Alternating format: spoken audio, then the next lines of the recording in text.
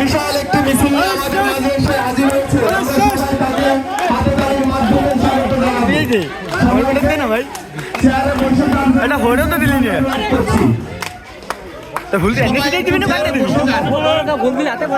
যারা মিছিল নিয়ে আসছেন সবাইকে বিশেষ অনুরোধ করছি চেয়ারে বসার জন্য।